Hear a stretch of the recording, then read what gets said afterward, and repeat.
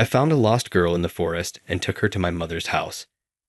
My mother has a disability, so I was worried about how she'd react to this unexpected visit. When I returned home, exhausted after a tough day at the office, I was struck by what I saw. As the company leader my father left me, the weight of responsibility was always on my shoulders. Despite the fatigue, my mind was constantly racing with thoughts about the company's future. I'm known for my dedication at work, but outside the office, I'm quite reserved. As I parked my car in the garage of my large house, I sighed heavily. The loneliness of that big, quiet house was overwhelming. The only person I truly connected with was my mother, Sandra. Unfortunately, her health had been rapidly declining due to advanced Alzheimer's. I entered the house, leaving the fading daylight behind. "Mary, I'm home," I called out, surprised to see the housekeeper still there. She usually left by now, but today she was still around. "Mr. Charles, I was waiting to talk about Mrs. Sandra," Mary said, her tone anxious. I sighed, knowing conversations about my mother were never easy. "How is she today?" I asked, bracing myself for the answer. "The same, sir," Mary replied. "But she asked about you several times. I think it would be good for you to spend some time with her, even if she doesn't remember afterward." I agreed, feeling guilty for not spending more time with my mother. "I'll see her now," I said, heading to Sandra's room.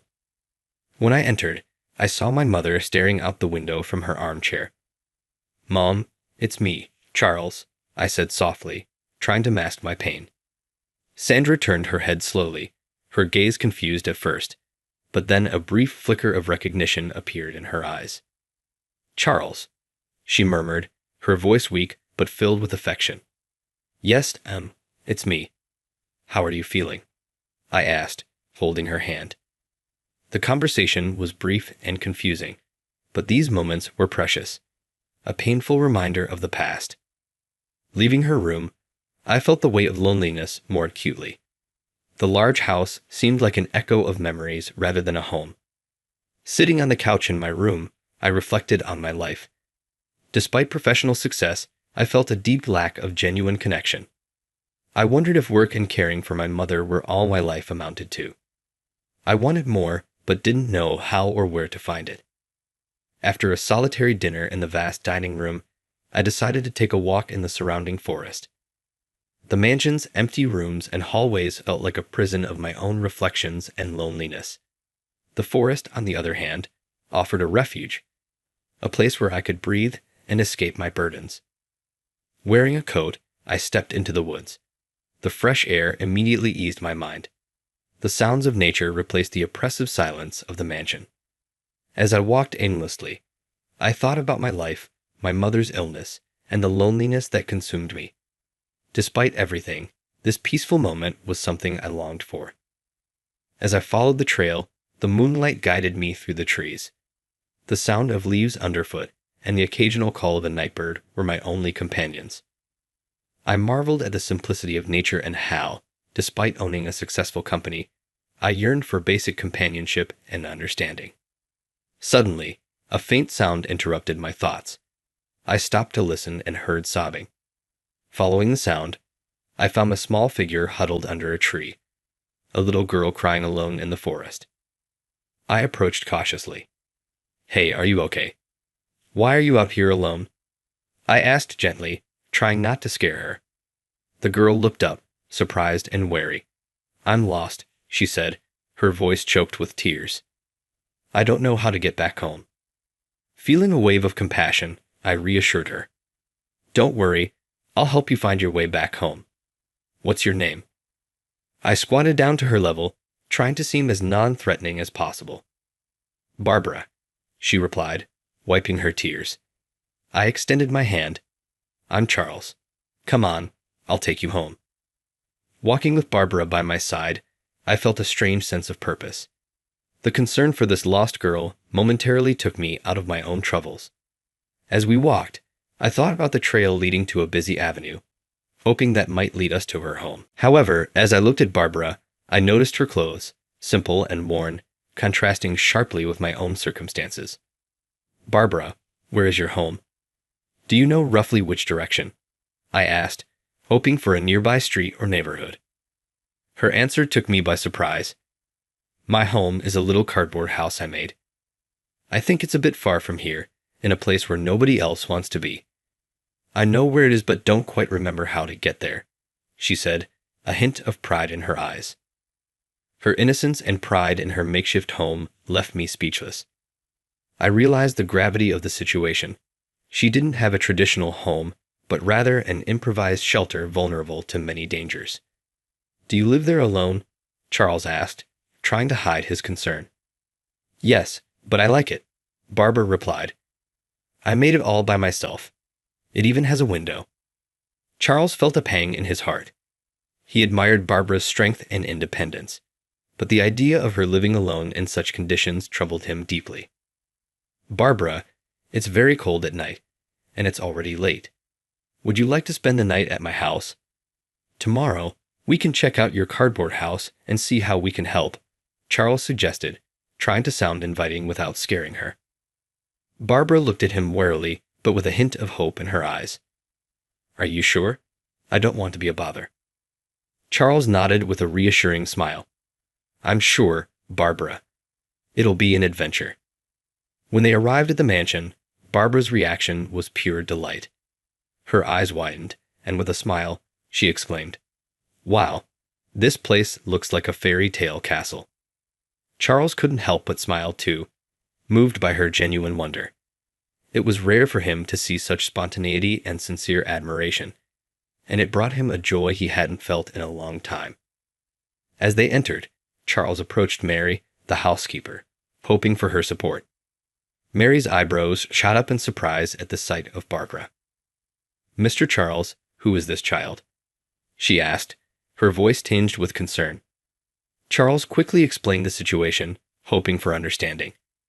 Instead, Mary responded with alarm. You can't just bring a stranger into the house. She might be carrying diseases. It could be dangerous for all of us, especially for your mother. Charles was taken aback. He wasn't used to being challenged in his own home, especially when trying to help someone in need. Mary, I expected more understanding from you. Barbara is just a child who needs help. We're not turning our backs on her, Charles said firmly. Mary argued about the risks, but Charles was resolute. I've decided, Mary. Please get some clean clothes for Barbara, prepare a warm bath, and make sure she has a decent meal tonight. Mary, clearly displeased, nodded reluctantly. As you wish, sir. Despite Mary's reaction, Charles knew he was doing the right thing. He turned to Barbara, who watched the exchange with a mix of confusion and gratitude. Don't worry, we'll take care of you, Charles said, kneeling beside her. Barbara, still amazed by the grandeur of the mansion, smiled back with relief. Later, in her temporary room, Barbara was in awe. The bed felt like a cloud, and the room seemed like a palace. She jumped on the bed, touched the pillows, and laughed with joy. It's bigger than my cardboard house, she said, running around with delight. After a warm bath and the clean clothes Mary provided, Barbara felt like she was dressed for a party. She devoured the meal with genuine appreciation. When Charles returned to check on her, he found Barbara lying on the bed, her eyes shining with happiness. Is everything all right? He asked, feeling a wave of contentment. Yes, everything is so beautiful and tasty. Thank you, Mr. Charles, she replied with heartfelt sincerity. Just call me Charles, he said, sitting on the edge of the bed. Barbara, now a bit shy, asked, Can I ask you something? Is this house a real castle? Charles laughed, charmed by her curiosity. Not exactly a castle, but it's my home. And tonight, it's your home too. He enjoyed having someone to share his large, lonely house with, even if just for one night. Would you like me to read you a bedtime story? He offered, hoping to make her night even more special. Barbara's eyes lit up. I would love that. Charles picked a book from the shelf and began to read. His soft, soothing voice filled the room as Barbara listened attentively. Soon, her eyes grew heavy, and she fell asleep with a peaceful smile. At dawn, Mary burst into the room, throwing open the curtains. Time to get up. Quick. Breakfast is ready. she said briskly. Barbara, still groggy, rubbed her eyes and sleepily asked about Charles. Mary replied coldly, "He's already left for work and won't be back until late." Barbara's disappointment was clear. She had hoped to see Charles and perhaps share breakfast with him, but realizing arguing with Mary was pointless, she reluctantly got up to start her day. Barbara got out of bed, still thinking about Charles and the kindness he'd shown her. She brushed her teeth and dressed, feeling awkward in the mansion's formal setting. The housekeeper waited impatiently to take her to breakfast, a new experience for Barbara. At the breakfast table, she marveled at the abundance of food, so different from her usual sparse meals. However, Mary's cold tone made the meal less enjoyable. Mary instructed her, "Don't leave this room under any circumstances. I don't have time to watch you." Barbara nodded, pretending to agree, but her mind was already planning an escape. The mansion's secrets beckoned her. After breakfast, Mary took Barbara back to her room. As soon as the door closed, Barbara's excitement and nervousness surged. She pressed her ear against the door, listening to Mary's footsteps fade away. With a determined sigh, she silently opened the door and stepped into the hallway. The mansion was a labyrinth of wonders to Barbara. Each corridor and open door revealed something new. She explored with wide eyes, drawn to mysterious objects and relics of the past. The paintings on the walls seemed to follow her, whispering stories. Her curiosity led her to a slightly open door, Sandra's room. With a mix of curiosity and hesitation, Barbara entered and found Sandra in an armchair, lost in thought. "Hello," Barbara said gently. Sandra turned her face, but didn't respond. Barbara introduced herself, but Sandra remained silent, her mind lost in memories. Barbara told her stories about the forest, her cardboard house, and how Charles had found her. Though Sandra didn't react, Barbara felt a strange connection. Restlessness soon took over, and Barbara's curiosity couldn't be contained. She began exploring the room, finding little beyond everyday objects and dusty treasures. Her attention was drawn to a massive wardrobe at the end of the room. With hesitant hands, she opened one of its doors and discovered a treasure, an old guitar and a notebook. The notebook, with its yellowed pages, intrigued her the most. Just as Barbara was about to delve into the notebook, Mary's voice echoed in the hallway. Heart racing, Barbara quickly hid the notebook under her clothes. Mary entered the room and, noticing her, exclaimed, "Barbara, what are you doing here? I told you to stay in your room." Mary's irritation was palpable. Barbara shrank back, guilt and fear evident. "I was just looking," she mumbled, knowing she had no good excuse. Mary sternly ordered Barbara to return to her room, warning her, "It's not safe, and you shouldn't touch things that aren't yours." Barbara was escorted back, and the adventure ended for now. Back in her temporary room, Barbara sat on the bed, clutching the old notebook. It was now a cherished secret, hidden from Mary's view. Her heart was still racing from the recent adventure and discovery. Carefully, she opened the notebook. The pages whispered ancient secrets as a world of memories unfolded before her. It was clear this notebook was Sandra's record of memories, a desperate attempt to hold on to what Alzheimer's had stolen. Sandra had mentioned her condition in a sad and desperate manner. As Barbara flipped through the pages, she discovered Sandra's love for music. Among personal reflections and memories, there were song lyrics, melodies, and sketches of an artistic soul expressing itself through art. Sandra was more than just a mother battling a disease. She was a composer whose emotions and thoughts flowed through her music. Then Barbara came across a dedication to Sandra's son, Charles. The song Sandra had composed for him was simple yet deeply moving. Its lyrics spoke of a mother's love and hope, capturing the essence of Sandra's affection and artistry. After finishing the song, Barbara closed the notebook, deeply touched. The song was a tribute not just to Charles, but also to Sandra's enduring love and creativity. Yet, all these traits had been forgotten. Barbara knew she had found something special and resolved to help, but needed time to figure out how. As night fell, Charles returned from work, eager to see Barbara.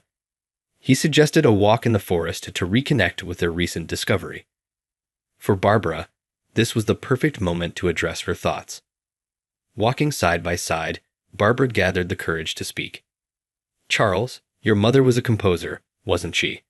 she asked softly, trying to sound casual but unable to hide her anxiety. Charles looked surprised and pondered how she knew. "Yes, she was an incredible composer. How did you find out?" he asked, curiosity in his voice. Barbara stumbled over her words. "I saw a guitar in her room when I got lost. I swear it was an accident. I like music," she added quickly, hoping to divert suspicion. Charles relaxed, smiling. She loved to play. Composing was her way of expressing everything: love, joy, sadness. She even wrote a song for me when I was little. It went something like this. Charles began humming a melody, the music reflecting eternal love and protection. Barbara listened in silence, the beauty of the song touching her heart. It felt like she was connecting with a piece of Sandra's soul. Moved, Barbara revealed, "I can play the guitar too. I've always loved music." Charles looked at her with new admiration. "Really? How did you learn so young? You must be very talented." Barbara smiled, a mix of sadness and pride in her eyes. "My dad taught me. He taught me to read, to play, to be strong." Her voice carried gratitude and melancholy. Charles noticed the depth of Barbara's connection with her late father. Intrigued, he asked, "And your mother? Did she teach you anything?" Barbara looked down, gathering her thoughts. "Dad said she went to heaven after I was born. He said the angels needed her. She never came back. After Dad got sick, he left too. I had to take care of myself. I didn't want to be a burden." Charles was moved by Barbara's story, touched by her strength in the face of such hardships. "Barbara, your courage is admirable. I'm so sorry for everything you've been through, but you're not alone anymore." The conversation deepened their bond. Barbara felt welcomed and safe with Charles, sensing a new beginning. Charles, inspired by Barbara's resilience, vowed to offer her a better future, a promise of protection and care. After a walk in the forest that helped us both relax and connect, I led Barbara back to the mansion. My mind was heavy with reflections, but her presence lifted my spirits. I carefully helped Barbara settle into bed, making sure she was comfortable and secure in her new temporary home. As I watched her fall asleep, I felt a strong sense of protection and a desire to give her everything life had denied her so far. Leaving her room, I was resolved and determined. In the hallway, I found Mary and couldn't wait to share my thoughts. "Mary, I've been thinking about something important. I want to officially adopt Barbara," I said with clear resolution. Mary, ever practical and a bit skeptical, looked surprised and disapproving. "Adopt her, Charles. Are you sure? That's a huge responsibility, and with everything you already manage, I'm not sure you're up for it." But I was firm. I've never been more certain about anything. Barbara has shown me what's missing in my life. I can offer her a family and a home, and I believe she has a lot to offer me too. Mary looked for any sign of hesitation, but saw only a man ready to change his life for her. "Just think it through," Mary advised. "Adoption isn't something to take lightly. You need to be ready for all the joys and challenges. I know it will be tough, but I'm ready. Barbara deserves a better life, and I want to be part of that," I replied with unwavering conviction. Mary could see the sincerity in my words. The next day, an unexpected event would further cement my decision. At breakfast, Barbara, renewed with determination, asked Mary, "Is there any way to help Mrs. Sandra remember things again?" Her question took Mary by surprise. After a pause, Mary replied, "Mrs. Sandra's illness is Alzheimer's, and it's only getting worse. It's not something we can reverse." Barbara listened with serious intent but remained hopeful. "There has to be something we can do, even a little bit," she insisted. Mary admired Barbara's determination despite knowing the harsh reality. They say that music and old memories can sometimes reach parts of the mind we think are lost, but it's not guaranteed, Mary said, encouraging Barbara's hope. Inspired, Barbara decided to try music. She remembered Sandra's music notebook and the song Charles had hummed. "I'll try with music," she resolved. With hope and a plan, Barbara convinced Mary to let her spend the day with Sandra. In Sandra's quiet room, Barbara began by talking about everyday things, hoping to spark a reaction. When that didn't work, she shifted to Sandra's music. "Mrs. Sandra, I saw a notebook in your room with your beautiful songs. Do you remember writing them?" Barbara asked, her voice full of admiration. She spoke enthusiastically about the lyrics and melodies, hoping to trigger some recognition. Despite Sandra's distant expression, Barbara didn't give up. She believed that music and love could bridge the gap created by the disease. Then I had another idea. I went to my room and grabbed Sandra's diary. I returned to her room with it, hoping that seeing her own lyrics and melodies might help her remember. Carefully, I opened the notebook and showed it to Sandra. "These are your songs," I said, holding it so she could see the writings. "Do you remember writing them? They're very beautiful. I really like them." My voice was full of hope as I began reciting the verses. Despite my heartfelt effort, Sandra's reaction was the same as before: nothing. She remained still, her distant gaze seeming to look through the notebook and the walls of the room to somewhere only she knew. This lack of response didn't dampen my spirits.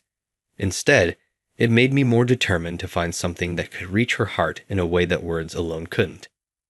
I decided to check the large wardrobe in Sandra's room again. My eyes lit up when I found a box full of musical score notebooks next to a guitar. It was like discovering a hidden treasure, the keys to the melodies that matched the lyrics I'd read. I picked up one of the notebooks, flipping through the pages of musical notes. Each page was a potential bridge to Sandra's dormant consciousness. I thought, this might work. If words couldn't reach Sandra, maybe the music itself could. Excited by the possibility, I compared the song titles in the scores with those in Sandra's diary. When I found matches, a mix of anxiety and excitement took over me.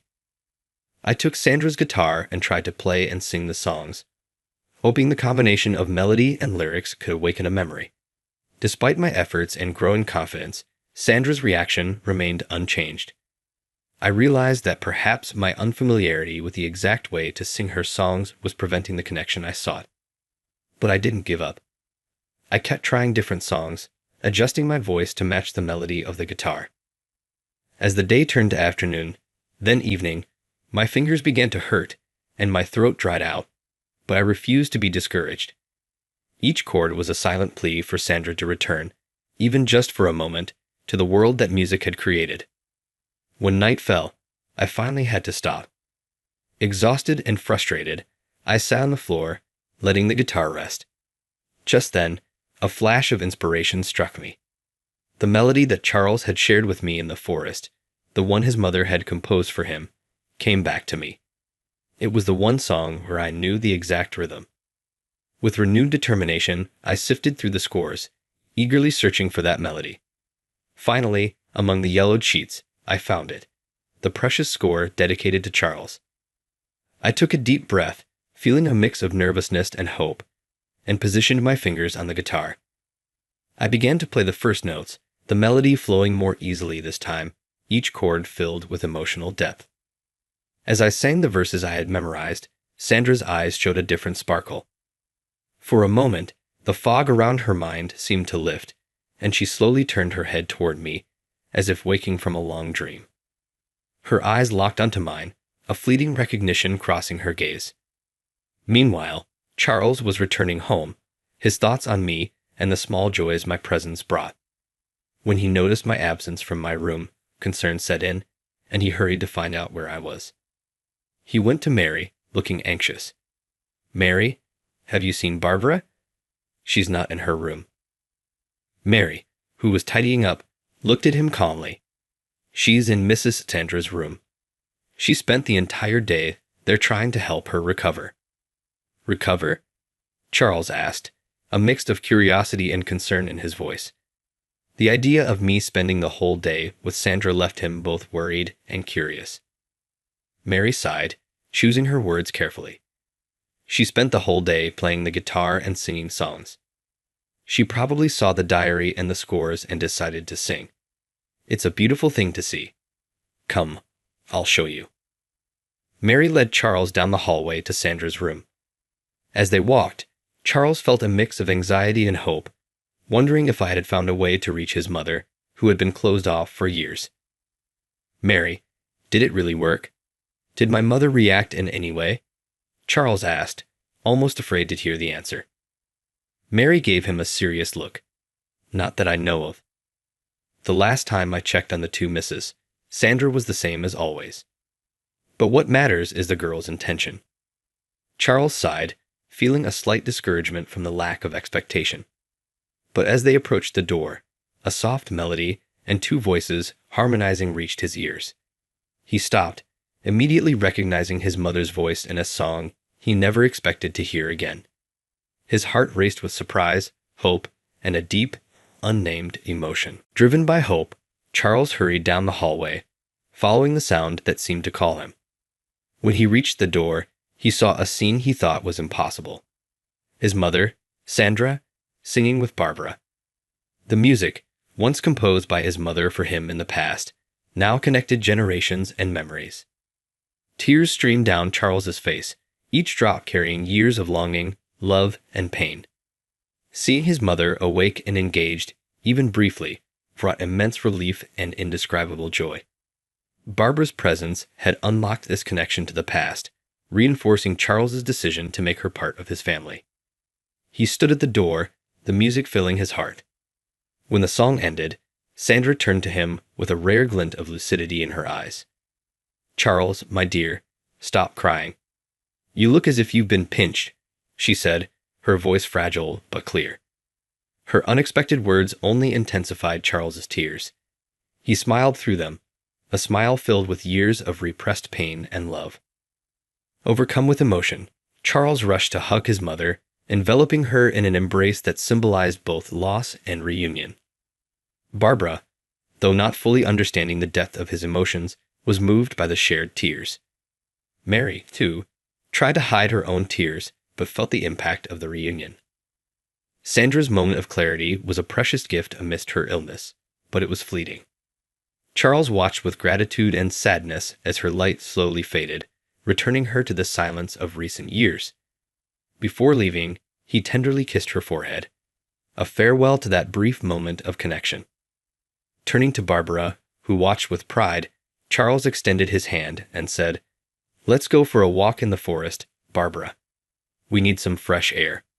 Barbara wiped her tears and nodded. As they walked under the trees, the silence between them was filled with the sound of their footsteps. It was a comfortable silence, a space to process the day's emotions. Finally, driven by gratitude, Charles broke the silence. "You did something amazing today, Barbara. I don't know how to thank you for giving me that moment with my mother." Barbara, holding his hand tightly, smiled shyly. "I just wanted to help. Seeing you two like that was beautiful. I'm glad I could do it." Charles looked at her, his smile reflecting his happiness. The strength of the moment, shared with his mother, was still vivid in his heart, reinforcing a decision that would change their lives forever. "Barbara," he began with tender seriousness, "I've been thinking a lot about us and how you came into my life unexpectedly. This has given me an idea. Would you like to hear it?" Barbara, curious and a bit anxious, looked at him. "What idea is that, Charles?" Charles faced her directly, wanting her to see the sincerity and love in his eyes. "Barbara, how would you feel if I adopted you? If you officially became my daughter?" Barbara's reaction was immediate. Her eyes widened with surprise and then sparkled with pure joy. "Really? You want to be my new daddy?" She could barely contain her excitement. "Yes, seriously," Charles replied, his smile mirroring hers. "I would love that. You're already part of my family in my heart, but I want it to be official for everyone to know." With a cry of joy, Barbara leaped into Charles' arms, hugging him tightly. "I would love that. Being a princess and living in a castle is going to be amazing, and having a daddy again." Her voice, once altered by emotion, now brimmed with happiness as the future unfolded before her. As we continued our walk through the forest, a new bond formed between us. We both felt a lightness and hope we hadn't experienced in a long time. For Charles, deciding to adopt Barbara was a step toward a future full of possibilities and love. For Barbara, it meant the promise of a home and a family, a longing she had since losing her own. United by music, fate, and the promise of adoption, we returned to the mansion, ready to start a new chapter in our lives. In a world where hope often seems fragile, Barbara and Charles's story reminds us of the transformative power of love, determination, and compassion. In the weeks following that unforgettable day, Charles worked tirelessly to make Barbara's adoption official. The speed of it all showed not only his determination, but also how right the decision was for both of them. Now officially part of the family, Barbara thrived under Charles's care. The mansion, once quiet and lonely, buzzed with the joy and energy of the young girl. Her eagerness to learn and sharp intelligence made Charles proud, and even Mary found new purpose in supporting Barbara's studies. Barbara's musical moments with Sandra, though brief, brought comfort and joy to everyone. For Sandra, these moments were a small healing for the wounds left by her disease. For Charles, they were proof that true love endures despite the challenges of Alzheimer's. Our days at the mansion were transformed into times of learning, music, shared laughter, and quiet gratitude. Charles, Barbara, Mary, and even Sandra in her lucid moments formed a family united by heart, not just blood. Their story shows that even in unexpected circumstances, family can be found and formed. The adoption of Barbara brought new life to all of us, proving that even in adversity, happiness, love, and a sense of belonging are possible. Our mansion, now filled with love and joy, celebrated life each day thanks to the strength of love and the beauty of forming a family. If you enjoyed this story, please hit the like button and join our community by subscribing to the channel. Your support motivates us to share exciting stories almost every day. Don't miss the next incredible story displayed on your screen. We deeply appreciate your support and hope to see you soon.